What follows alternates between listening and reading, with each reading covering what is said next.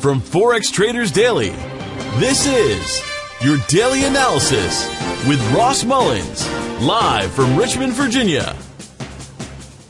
Hello everyone, this is today's video analysis for April 17, 2017. I hope you had a great weekend or ready to get started trading this week. In today's video, I'm going to do a general overview of each of the U.S. currency pairs in anticipation of this week's trading, and I'm going to highlight some of the key levels that we will be looking for entry and exit opportunities. So as you can see, we start off the week with continuation of bank holidays around the world, but there are other events as we go throughout the week, and you'll want to make note of them on your financial calendars. And of course, as always, be sure to use appropriate risk management strategies with all trade setups. As mentioned, bank holidays in effect for the day today on the news calendar, so we need to be careful and cautious with our trading for the day today. Lower liquidities, less traders in the market could mean unexpected movement in the market. We don't really get into any significant market news until we get into the evening hours for Australia, and then we kick that off as we go throughout the rest of the week. Let's move on over to the charts and start looking at what we might expect to see for the currency pairs this week. Starting on the USDCHF, the dollar franc, we have been discussing the pattern, the trend pattern here on this chart. The black trend line, red, blue, and green trend lines, and the pattern that we've seen setting up. We've come right up underneath the 100 period simple moving average as well, and you can see that floating within our trend pattern here, a little bit below it, a little bit above it, below it, and right now we're below it, but that doesn't mean that it can't break above it if the market dictates the return of the uptrend for the dollar franc. So we definitely want to make note of where that is, and the most recent trend has been up. We just saw a little bit of a pullback last week. Let's go ahead and zoom it in a couple of times here on the daily. The main focus here are these two areas here, the pink shaded area between 1.0030 and 1.0010. That is, of course, our current support. Our resistance as 1.007560, that's the yellow shaded area. Of course, that's where the 100 period moving average sits as well. 1, 2, 3, 4 days now have sat between the yellow and the pink zone. So what we're really looking for, if we're going to look for a return of the uptrend, which is the green trend line and the rise, we either are looking for buys at the pink zone or a breakout above the yellow zone 100 period moving average and a continuation of the uptrend. If you're looking to go short in reversal for this currency pair, you either want to see it back at the yellow zone as resistance or a breakdown of the pink shaded area, and then you look for the continuation lower back down to the blue zone or lower here for the currency pair. So we're stuck kind of between the yellow and the pink zone. I think at this point we don't know which trend is going to continue. Is the downtrend going to continue? Is the uptrend going to return? We don't know. So the best way to figure that out is to wait for the breakout above the yellow zone or below the pink zone. That doesn't mean you'd have to do that. You can trade and speculate between here. We could buy low at the pink zone and target the yellow zone or higher. We could sell high at the yellow zone and target lower. Either way you look at it, at least at this current point, I don't think right now at the very current moment is a good time to go short, because your profit target or your potential profit is being capped at the pink shaded area. For the past 4 days, the market has been unable to get through this 0030, 0010 pink shaded area. So I'd be very cautious about going short today. If anything, intraday wise, as long as we have the market sitting on top of 0030, I think it could be a very much a lower risk, higher potential reward for an opportunity for a bounce off of here to turn back to the yellow zone or maybe higher for the dollar franc today. Take it over here to the Eurodollar. It's a very similar yet opposite situation. We have the trend pattern, black, red, blue, and green trend lines. We zoom it in here a couple of times. We see we're toying around with the 100 period moving average. We were the last daily candle here just underneath the moving average, but now we're right back above it. So nothing really too different than what we spoke about on the franc, just the opposite. In this case, we're seeing resistance at the green shaded area for the past 4 days. We're seeing support at the pink shaded area. And of course, the breakout will be the continuation of the trend. If it's going to be reversal to go back up, we need the breakout above the green zone where we have capped out as resistance here and even back here on the left-hand side.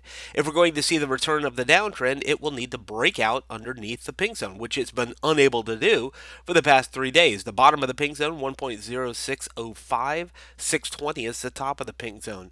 1.0655 to 675 is the green zone. So again, trend direction will be a breakout above the green zone or below the pink zone. If you're going to speculate on the intraday, we're selling the green zone or buying the pink zone to bounce around in our period of congestion. So the breakout is the trend direction above the green zone, below the pink zone, or speculating selling the green zone, targeting the pink zone, or buying the pink zone, targeting the green zone.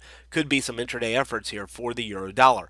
Moving over to the GBP USD, the wide angle pattern. We've been discussing this in the trade room. Look at this long-term pattern going all the way back to late November, early December. The black trend lines, the falling highs along the top black trend line, the rising lows along the bottom black trend line. So kind of a long-term or wide angle triangle pattern here setting up. We can see the fall, rise within there.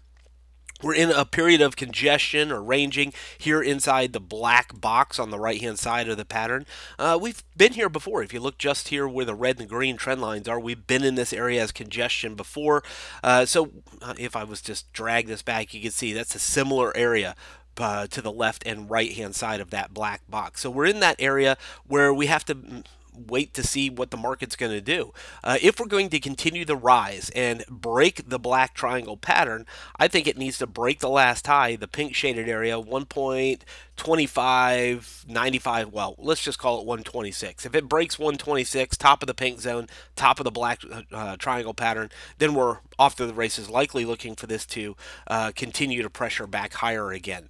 If it can't break the top, then we could be looking for it to reverse off of here once again and head back down to the bottom of the triangle. So we need to be watchful here inside of this area. We've seen it challenge the pink zone before and fall off of it. Let's go ahead and zoom it in a little bit more here on the daily. Again, we've seen it challenge this area before the last time we were here.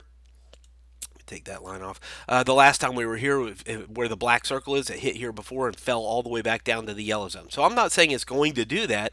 What I'm saying is I'm cautious about buying into this resistance level. I don't really want to buy it right now as long as it's underneath that pink zone. The real opportunity to buy it would be on a dip lower into support, maybe even as low as the yellow zone like you see down here, or a break above the pink zone. Otherwise, watching for resistance and reversal at the pink zone in towards the 126 level could be an opportunity for us here on the GBP USD.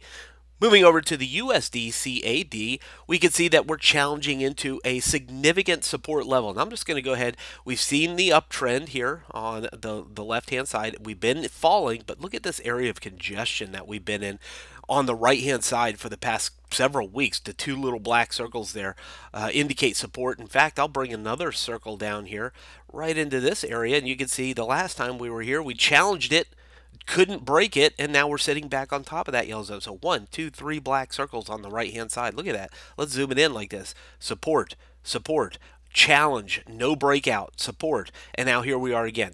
What this tells me right now for the day today, 1.3290, 1.3270, is I don't want to sell it right now. Selling on top of this yellow zone, since going all the way back to the beginning of March, has been a difficult proposition for the US CAD. So selling right now on top of the yellow zone, not really your best idea. Because when we're talking about looking for a sell, you want low risk and high reward. Right now, the reward, the downside, has been significantly capped at the yellow shaded area to go lower. Now, it did challenge underneath there last week, but it couldn't sustain that hold. It couldn't sustain a move underneath there. So I'd be very cautious about going short unless you get an open and close, a breakout, maybe here on the daily time frame underneath 3270, the yellow zone, then my confidence would increase. Otherwise, I think buying here and looking for a reversal to go back up has some potential for the day today and maybe even going into tomorrow.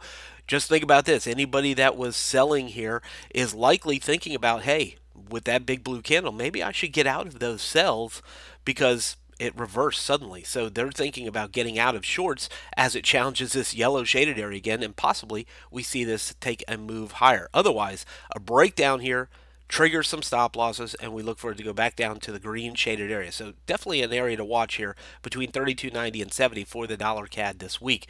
Moving over to the US yen.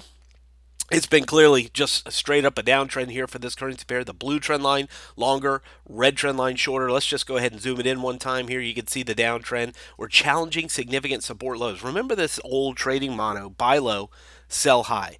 So if you're looking to sell something, selling at the lowest point is not your best opportunity. It doesn't matter what you're selling. Selling currency pairs, used cars, t-shirts. If you're going to sell something, you don't ever want to sell it at a lower price. If you had a little retail shop on the corner and you were selling used goods, you don't want to sell them at the lowest price. You want to sell them at a higher price to make some money. So the same thing goes here. If you're going to sell this, you don't want to sell it at the lowest possible price because you have very limited profit potential. So if anything, if you're going to sell this currency pair, you want it to go up to the purple zone or maybe even the yellow zone and challenge the blue trend line. So we'd like it to go up before it goes down again for a better opportunity to go short. Otherwise, it just breaks down through that price barrier. 108.30 is the bottom of that orange zone. If it breaks the price barrier, then we may have another opportunity to go short within the bottom of the downtrend down towards the green zone into the 107s. But until it breaks that price barrier orange zone, I don't feel like selling this is a good investment.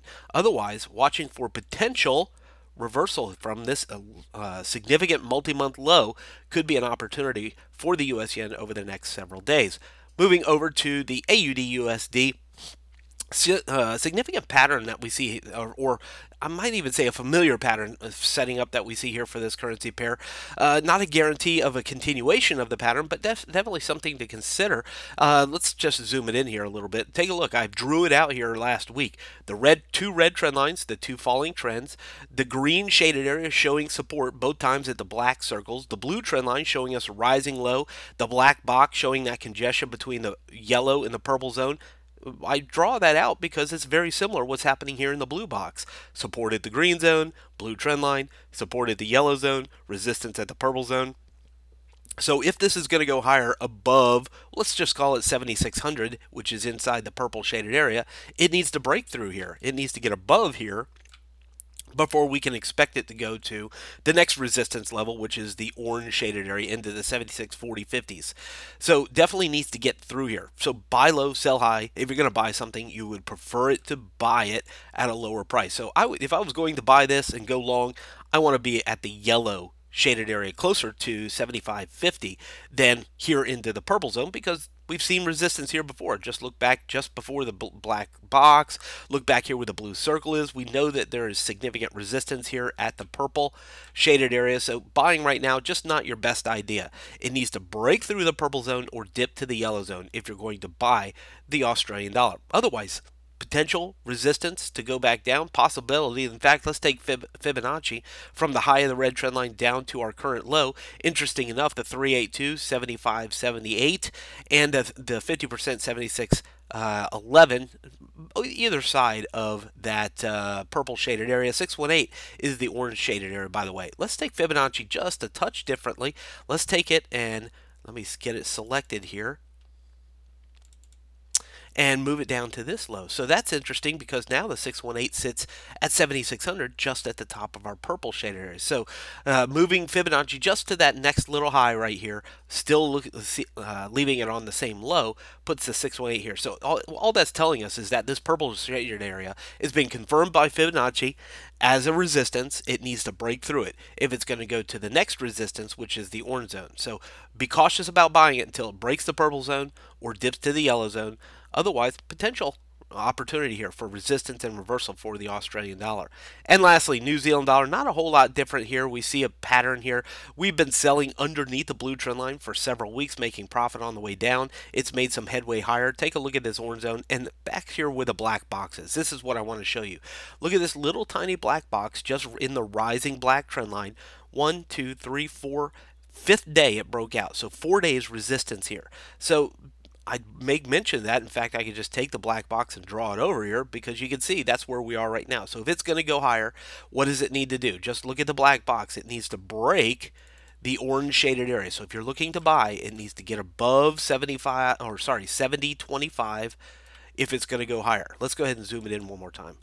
It needs to get above here if it's going to go higher towards the blue shaded area. If it doesn't get above the orange shaded area and we suddenly see reversal back underneath 7,500, we could be looking for the return of what was the downtrend. So it needs to break here to go higher. Otherwise, resistance and reversal could be an opportunity. If you're a buyer, you either wait for it to break 70.25 or dip back down to support, which is the pink shaded area. If you're a seller, you're watching for evidence of resistance and reversal. One simple fib. Let's just take from this high down to this low. One simple fib puts the 618 Fibonacci retracement level just at the top of our orange shaded area. So again, a break of the 618 of this last downtrend. We look for it to go to the blue zone, but it needs to break there before we can have confidence in that for the New Zealand dollar this week. From Forex Traders Daily, this has been your daily analysis with Ross Mullins. If you would like to get Ross's analysis on all the currency pairs he's watching and all the trades he takes today, join him in his live trade room by clicking on the link below. Please leave any comments you have about today's video in the comments section below.